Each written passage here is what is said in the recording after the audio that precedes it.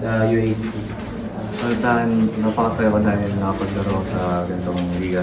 And first of all, na makakalaban ko yung mga magagaling sa UAPNC. And yun, bali magiging stepping stone ko yun sa aking career.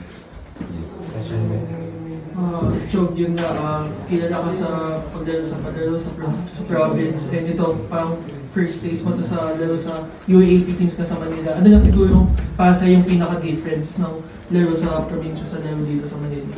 Siguro yung laro dito sa sa Manila is system.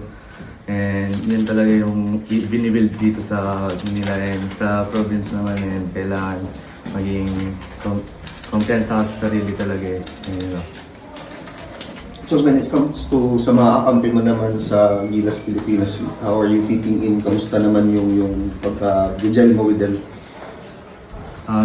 Nakapag-gel naman kami sa team, and kailangan pa namin ng chemistry para ma-build talaga yung team namin. Gaano ka-exciting yung prospect of, syempre, ibang na to, yun na yung nakalagay sa Gilas Pilipinas. You're representing a country na gaano ka exciting lang, kwet mo sa akin. Sobrang excited ko na sana pala rin na makapaglaro sa Batang Gilas, and yun nga, lalo ko pang ini-improve yung sarili ko and para makakuha dito sa Batang Gilas. So, lalaro ka pa ba sa palaro this year or hindi na?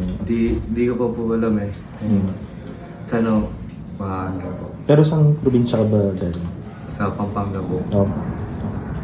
Chog, yun na ito, Batang Gilas na wala pa naman, sabi nga ni Coach ng last game, wala pa naman sigurado kasi sino malalain lang, pero gaano kalaking opportunity na ito para sa'yo, para maabot mo yung dreams mo na hopefully to play dito either sa UAAP or NC, gaano kalaking opportunity na ito para sa'yo?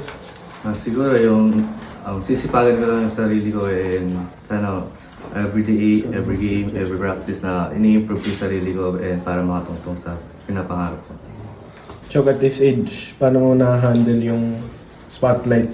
Being parang fan favorite sa online, pero at the same time, pinupursue mo rin yung sarili mong pangarap. Siguro yung being humble lang dapat palagi, tas trust kay God lang. Yun lang. Pag-shog kanina si Jacob Baila na dati rin Gilas Youth. So, gano'n na ka-encouraging sa'yo na may mga ganong players na ngayon sa UAAP na posibleng maging ganon din yung direction ng career mo kapag tinuloy-tuloy mo yung performance for Gilas Youth? Siguro sa practice lang. And balang araw, makapaglaro rin ako sa team na theater. And Ilang taon ka na ba yung Chog? Chog, ilang taon ka na ngayon?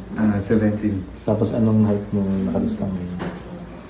I think 5'11". Anong grade mo? Grade 11. Sa Pampanga. Yeah, grade 11. Any possibility of playing in the UAAP or college? Hindi ko pa alam. Okay. Okay, thank you.